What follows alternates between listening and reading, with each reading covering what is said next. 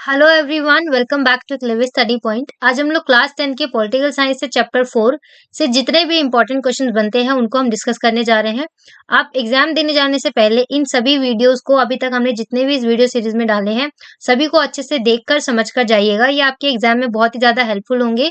ये सभी क्वेश्चन जो है बहुत ही ज्यादा एकदम मोस्ट इंपॉर्टेंट क्वेश्चन है, या यूं कह लीजिए एग्जाम के फेवरेट क्वेश्चन है। ठीक है, तो चलिए हम वीडियो को शुरू करते हैं।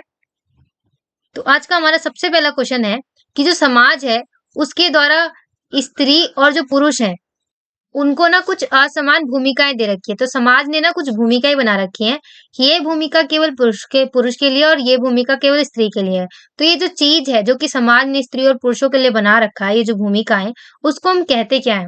वो होता है लैंगिक विभाजन। उसको हम कहते हैं लैंगिक विभाजन। लिंग के अनुसार विभाजन कर देना। ठीक है, आई होप कि आपको समझ में आया होगा।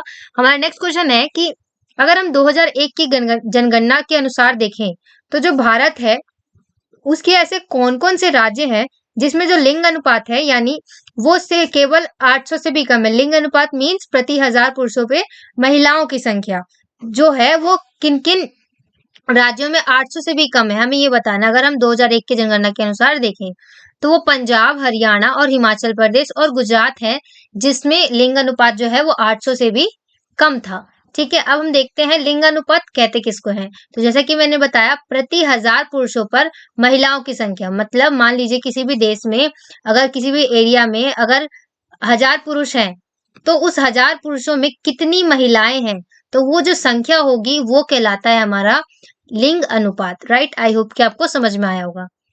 अब हम नेक्स्ट क्वेश्चन देखते हैं। तो हमारा नेक्स्ट क्वेश्चन है कि धर्म को राजनीति से कभी भी अलग नहीं किया जा सकता। ये जो शब्द है वो किसने कहा था? ये शब्द बहुत ही ज्यादा इंपॉर्टेंट है कि जो धर्म है ना उसको राजनीति पॉलिटिक्स से कभी अलग नहीं किया जा सकता। ये शब्द कहा किसने था? तो वो महात्मा गांधी जी ने कहा था। राइट, नेक्स्ट क्वेश्चन है हमारा कि एक ऐसे समुदाय के लोग जो साधारणतः पहाड़ी हों और जंगली क्षेत्रों में रहते हों और जिनका ना बाकी समाज से बिल्कुल अधिक मेल जोल बिल्कुल नहीं खाता हो, वो क्या कहलाते हैं? तो ऐसे लोग जो उनका रहन सहन भी बिल्कुल अलग होता है, वो पहाड़ी क्षेत्रों में, जंगल क्षेत्रों में रहते हैं और वो किसी भी समुदाय से मेल जोल नहीं खाते, तो उन समुदाय को कहते क्या है?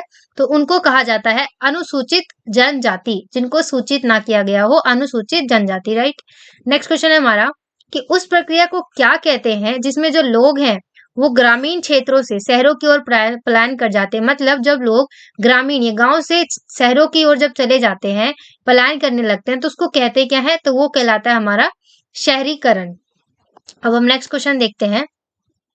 हमारा नेक्स्ट क्वेश्चन है कि बताइए कि जो भारत है उसमें किस तरह अभी भी जातिगत असमानताएं जारी है। हमें बताना है कि ऐसे कौन से रीजन है जो हमें बताते हैं कि भारत में अभी भी जातिगत असमानताएं, जाति के आधार पर असमानताएं जारी हैं।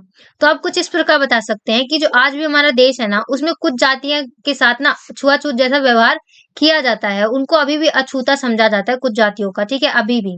और आज भी क्या होता है, अधिकतर लोग क्या करते हैं, वो अपनी जाति या अपने कास्ट, अपने रिलीजन में ही शादी करना और विवाह करना पसंद करते हैं। राइट, तो ये भी एक तरह से बताता है कि अभी भी जातिगत असमानताएं जो जारी है। और क्या है कि जो कुछ जातियां हैं ना उनका अधिक उन्नत है, तो कुछ खास जातियां अत्यधिक पिछड़ी हुई हैं। तो ये यहाँ पे ये बताना चाह रहे हैं कि कुछ खास किस्म की जो जातियां हैं ना वो देखा जाता है कि वो अधिक समृद्ध है, और कुछ खास तरह की जातियों को देखा जाता है कि वो अधिक समृद्ध नहीं है, अत्यंत पिछड़ी हुई है। तो ये भी चीज हमें बताती है कि किसी खास धर्म के लोगों का, खास जाति के लोगों का उन्नत होना और पिछड़ा हुआ होना, ये हमें बताता है कि जातिगत जो असमानताएं हैं वो अभी भी जारी है। और क्या है कि जो कुछ जातियां हैं ना वो अभी भी शोषण का शिकार होती हैं, अभी भी कुछ जातियों के साथ शोषण किया जाता है, उनके साथ बुरा बर्ताव किया जाता है। और जो चुनाव होता है और जो मंत्रिमंडल होता है उसके गठन में भी जातीय समीकरण को ध्यान में रखना।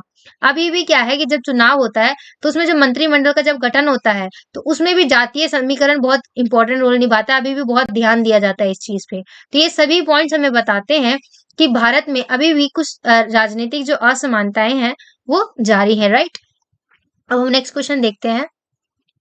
हमें इसकी विशेषता भी बतानी थी, तो आप इसकी विशेषता कुछ इस प्रकार बता सकते हैं कि ये, एक सेकेंड, वो स्लाइड गलती से आ गया था, खैर हम आगे देखते हैं। तो हमारा नेक्स्ट क्वेश्चन है कि जो भारत है उसमें स्वतंत्रता के उपरांत जो महिलाएं हैं ना उनकी स्थिति में सुधार हुए हैं, परंतु अभी भी जो है ना वो पुरुषों से काफ़ी पीछे ही है। यहाँ पे कहने का मतलब ये है कि जो भारत है, उसमें जो महिलाएँ हैं ना, जब से स्वतंत्रता मिली है भारत को, तब से लेके अब तक जो भारत की जो महिलाएँ हैं, उनकी स्थिति में सुधार तो हुआ है, परंतु वो अभी भी पुरुषों के लेवल पर नहीं आई है, वो उनसे अभी भी काफ़ी पीछे हैं। तो इस कथन को हमें विभिन्न तथ्यों के द्वारा और साक्ष्यों के द्वारा ना समझाना है कि ऐसा क्यों है, हमें ये बताना है, ठीक है?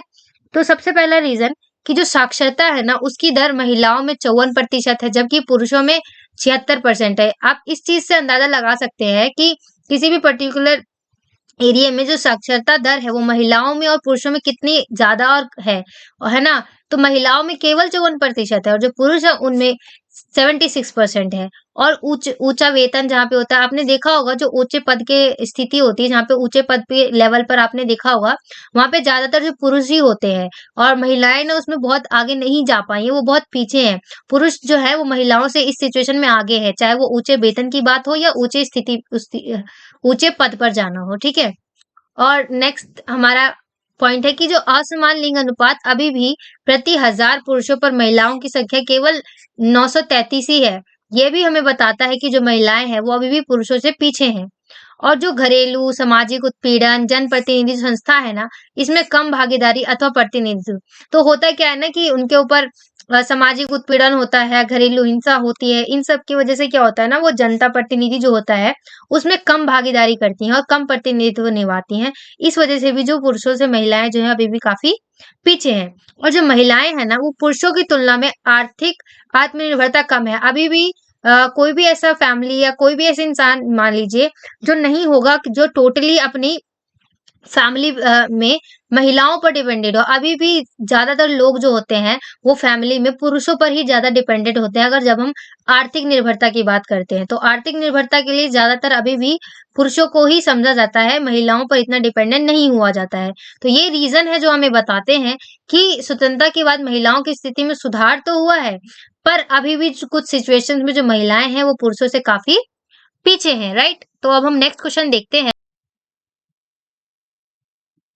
तो हमारा नेक्स्ट क्वेश्चन है कि जो अनुसूचित जातियां हैं और जो अनुसूचित जनजातियां हैं वो होते क्या है, उनकी विशेषता क्या है, और जो देश है उसमें उनकी कितनी आबादी है, उनकी कितने आबादी का प्रतिशत कितना है, हमें ये बताना है। तो अगर हम अनुसूचित जातियां और अनुसूचित जनजातियों की बात करें तो अनुसूचित जातियां वो होती है ना जो हिंदू समाज में ही होती हैं, पर क्या होता है वो उनसे अलग और अछूत और कम विकसित मानी जाती है। मतलब किसी भी देश में या किसी भी जगह पर वो क्या होते हैं, जो अनुसूचित जातियां होती है ना, वो भारत में क्या होता है कि जो अनुसूचित जातियां हैं वो होते तो हिंदू ही हैं, परंतु भारत में जितना भी हिंदू समाज है उस हिंदू समाज के टोटल एरिया में से या जितने भी हिंदू समाज है उसमें से कुछ जातियां ऐसी हैं, कुछ समाज ऐसा है जो है तो हिंदू पर बाकी हिंदुओं के मुकाबले कम विकसित है और अलग है और उनको अछूत माना जाता है। तो वो जो जातियां होती हैं उनको कहा जाता है अनुसूचित जनजातियां। आई होप कि आपको समझ में आया होगा, ठीक है? और ये क्या होता है जो ना दलित रूप से मानी जाती है और इनका अपेक्षित विकास नहीं हुआ है, जितना होना चाहिए था उससे बिल्कुल कम विकास हुआ है, राइट? और अनुसूचित जातियां क्या होती हैं, वो अनुसूचित जनजातियां, अभी हमने देखा अनुसूचित जातियां क्या होती हैं। अब हम देखते हैं अनुसूचित जनजातियां क्या है। तो अनुसूचित जनजातियां क्या होती हैं, वो एक ऐसा समुदाय होता है ना जो साधारणतः कहाँ रहता है, पहाड़ और जो जंगली क्षेत्र होते हैं वहां पे रहते हैं, और उनका विकास भी जो है वो बाकी समाज से अधिक, और उनका जो विकास भी कम हुआ है और उनका जो समाज है और जो बाकी का समाज है उनसे बिल्कुल भी मेलजोल नहीं खाता है, और साथ ही उनका विकास भी बिल्कुल नहीं हुआ है। तो यहाँ पे डिफरेंस ये है कि जो अनुसूचित जातियां हैं वो होते हिंदू समाज के ही हैं, पर उनके और जो बाकी हिंदू समाज है उनके अकॉर्डिंग वो कम डेवलप है और छूते माने जाते हैं। परंतु जो अनुसूचित जनजातियां होती हैं वो क्या होती हैं, वो पहाड़ी क्षेत्रों में रहते हैं और जंगली क्षेत्रों में रहते हैं, और उनका विकास और भी नहीं हुआ है, और उनका जो समाज है वो बाकी के समाज से बिल्कुल मेल जोल भी नहीं खाता है, ठीक है? और अगर हम इनके प्रतिशत की बात करें तो जो अनुसूचित जातियां हैं उनका 16.2% है, परंतु जो अनुसूचित जनजातियां हैं उनका प्रतिशत केवल 8.2% ही है, ठीक है? आई होप कि आपको ये क्वेश्चन समझ में आया होगा। अब हम नेक्स्ट क्वेश्चन देखते हैं। तो इस क्वेश्चन में हमें बताना है कि ऐसे कौन से 3 प्रावधान हैं जो भारत को धर्मनिरपेक्ष देश बनाते हैं। हमें उन 3 प्रावधानों के बारे में बताना है जो भारत को धर्मनिरपेक्ष यानी धर्मनिरपेक्ष देश बनाता है, वो हमें बताना है। तो सबसे पहला प्रावधान यही है कि जो भारत है ना, उसमें संविधान ने किसी भी विशेष धर्म को राजकीय धर्म के रूप में स्वीकार नहीं किया है। मतलब यहाँ पे किसी भी एक धर्म को ना ये नहीं बताया गया है कि ये जो धर्म है वो एक राज का धर्म है, इस राजकीय धर्म है ये, ऐसा कुछ भी नहीं। यहाँ पे सभी धर्मों को बराबर का अधिकार है, बराबर का स्वतंत्रता हासिल है और अधिकार भी सेम है, ठीक है? किसी भी तरह का भेदभाव नहीं है हमारे संविधान के द्वारा, ठीक है? और नेक्स्ट पॉइंट ये है कि जो भारतीय संविधान है ना, उसमें सभी नागरिक जो है और जो समुदाय है, उनको किसी भी धर्म को मानने का अधिकार है, पालन करने का अधिकार है और उनका प्रचार करने का भी अधिकार दिया गया है। तो ये 2 प्रावधान है। और तीसरा ये है हमारा कि जो भारतीय संविधान है, उसमें धर्म पर आधारित जो भेदभाव है ना, उसको असंवैधानिक घोषित कर दिया गया है। मतलब जो भारत का संविधान है, अगर वहाँ पर वो हमें बताता है कि अगर किसी भी धर्म के आधार पर अगर किसी के साथ भी भेदभाव किया जाता है तो वो क्या है, वो असंवैधानिक है, ठीक है? तो ये 3 पॉइंट्स हैं जो हमें बताते हैं। पहला कि भारत में किसी भी धर्म को राजकीय धर्म नहीं दिया गया है और दूसरा कि सभी नागरिकों और समुदाय को किसी भी धर्म को पालने का और पालन करने का और प्रचार करने का अधिकार है और तीसरा कि जो संविधान है वो बताता है कि अगर किसी को धर्म के आधार पर भेदभाव किया जाता है तो ये असंवैधानिक है। तो ये 3 प्रावधान ऐसे हैं जो हमें बताते हैं कि जो भारत है उसमें धर्मनिरपेक्ष देश कैसे बनता है, ठीक है? अब हम नेक्स्ट क्वेश्चन देखते हैं। तो नेक्स्ट क्वेश्चन है हमारा कि जो सांप्रदायिकता है और जो जातिवाद है उसमें क्या अंतर है। तो हमें यहाँ पे 2 मोस्ट इंपॉर्टेंट टॉपिक्स हैं, जो सांप्रदायिकता और जो जातिवाद होता है उसमें हमें डिफरेंस बताना है, ठीक है? तो अगर हम सांप्रदायिकता की बात करें तो होता क्या है कि जब एक संप्रदाय अपने को दूसरे संप्रदाय से श्रेष्ठ समझने लग जाए। यहाँ पे क्या होता है, मान लीजिए 2 संप्रदाय है या 2 समाज है कह लीजिए, तो होता क्या है कि एक ए समाज है और एक बी समाज है। तो जब अगर ए समाज अपने आप को बी समाज से ज्यादा श्रेष्ठ समझने लग जाए, ज्यादा बढ़िया अपने आप को श्रेष्ठ समझने लग जाए, तो इस सिचुएशन में क्या होगा, ये सांप्रदायिकता होती है कि एक समाज अपने आप को दूसरे समाज से श्रेष्ठ समझने लगता है, राइट? और ये क्या है, जो लोकतंत्र के मार्ग में एक बड़ी बाधा भी उत्पन्न कर सकता है, ठीक है? तो हम इसको सांप्रदायिकता कहते हैं। और दूसरी ओर जातिवाद क्या होता है, इसमें क्या होता है ना, जातिवाद एक भावना होती है। इसमें क्या होता है कि इस भावना से प्रेरित होकर ना जो ऊंची जाति के लोग होते हैं वो निम्न जाति के लोगों का शोषण करते हैं, सॉरी। तो जातिवाद में क्या होता है कि इसमें एक ही समाज के लोग होते हैं, ठीक है? और इसमें जो ऊंची जात होती है, जो नीची जात होती है, उसमें क्या होता है कि जो ऊंची जात के लोग होते हैं वो ना जो नीची जात के लोग हैं उनसे अपने आप को श्रेष्ठ समझते भी हैं और जो नीची जात के लोग होते हैं उनका शोषण करना भी शुरू कर देते हैं। तो इसको क्या कहते हैं हम, जातिवाद। सांप्रदायिकता जब एक समाज अपने आप को दूसरे से श्रेष्ठ समझने लग जाए और जातिवाद जब ऊंचे जाति के लोग नीचे जाति का शोषण करने लग जाए, तो इसको हम जातिवाद या जातिवाद की भावना कहते हैं, ठीक है? और इससे भी जो लोकतांत्रिक शासन व्यवस्था है उसमें भी प्रभाव होगा और ये भी जो है लोकतंत्र के लिए बहुत बाधा उत्पन्न कर सकती है, राइट? अब हम नेक्स्ट क्वेश्चन देखते हैं। तो हमारा नेक्स्ट क्वेश्चन है कि भारत सरकार ने नारी असमानता को दूर करने के लिए क्या कदम उठाए हैं, हमें ये बताना है। ये बहुत ही ज्यादा इंपॉर्टेंट क्वेश्चन है, आप इसको जरूर ध्यान से समझिएगा कि भारत सरकार ने कई ऐसे कदम उठाए हैं जिससे कि जो नारी असमानता है ना वो दूर हो सके। सबसे पहला यही उठाया है कि जो दहेज प्रथा है उसको अवैध घोषित कर दिया गया है और दहेज को लेना और देना दोनों को ही एक दंडनीय अपराध घोषित कर दिया गया है, राइट?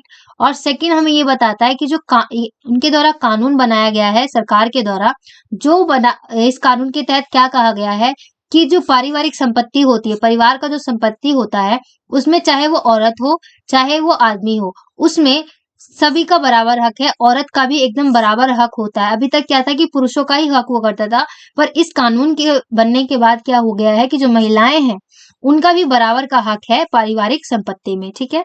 और थर्ड पॉइंट क्या है हमारा कि शिक्षा का प्रसार, जिसके लिए उन्होंने सामान्य शिक्षा के साथ साथ जो व्यावसायिक प्रशिक्षण देने के लिए भी विशेष प्रावधान किए हैं। मतलब कि ऐसा नहीं सिर्फ नॉर्मल शिक्षा, उसके साथ साथ जो व्यावसायिक शिक्षा है वो भी गर्ल्स को, महिलाओं को देना शुरू हो चुका है। तो जैसे कि आपने बेटी बचाओ बेटी पढ़ाओ का नारा भी सुना होगा।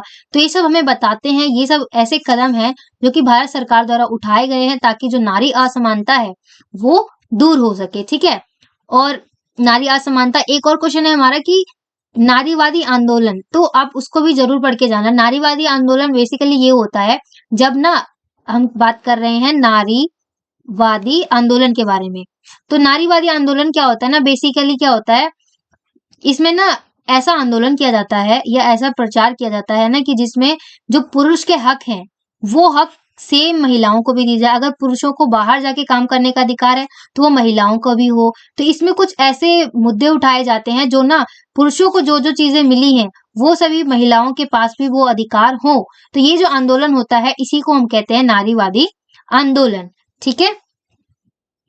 और नेक्स्ट क्वेश्चन है हमारा कि जो अनुसूचित जातियां हैं और जो अनुसूचित जनजातियां हैं उनकी विशेषता हमें बतानी है। ये हम पहले भी देख चुके हैं, एक बार हम फिर से देखते हैं कि जो अनुसूचित जातियां वही होती हैं जो दलित मानी जाती हैं और जो हिंदू समाज में ही व्यवस्था होती है, और जो उच्च जाति होते हैं उनसे अलग होते हैं और छुआछूत माने जाते हैं, अछूते माने जाते हैं।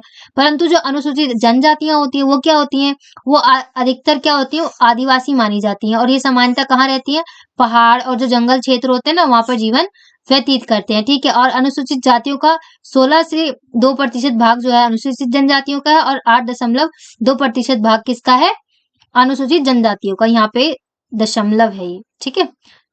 16.2% अनुसूचित जातियां और 8.2% अनुसूचित जनजातियां। ठीक है। और इसी के साथ ये जो हमारा चैप्टर है वो खत्म होता है। अगर आपको इस चैप्टर में कोई भी चीज अगर पूछनी हो तो please do right in the comment section. और अगर आपको ये वीडियो पसंद आई है तो do like share and subscribe and thanks for watching.